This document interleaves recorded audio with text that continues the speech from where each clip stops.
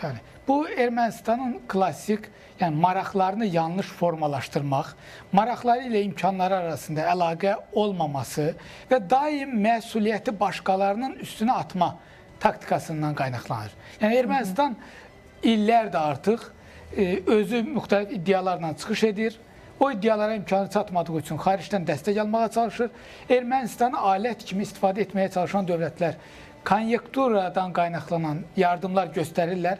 Bunu biz 30 illik tarixdə, 30 ildə artıq keçdi, 34 illik tarixdə dəfələrlə görmüşük.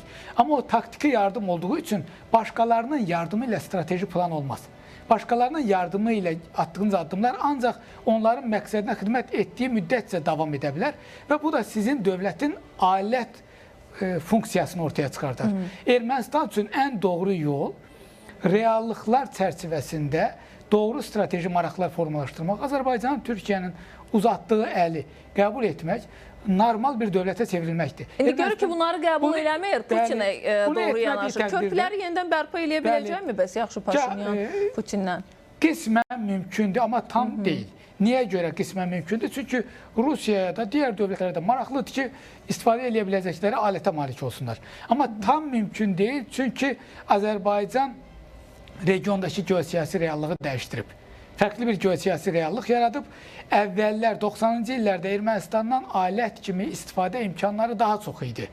Çünki Azərbaycan indiki qüdrətinə malik deyildi. Hərbi cəhətdən, diplomatik cəhətdən, iqtisadi cəhətdən Türkiyə indiki gücünə malik deyildi Azərbaycanın strateji müttəfiqi.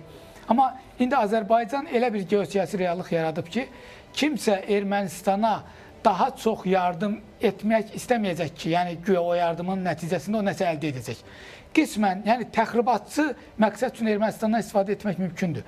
Hansısa regional layihələrin inşasına mane olmaq üçün Ermənistandan qismən istifadə etmək mümkündür. Amma Cənubi Qafqazdakı geosiyasi reallığı dəyişdirmək üçün Ermənistandan istifadə etmək artıq mümkün deyil.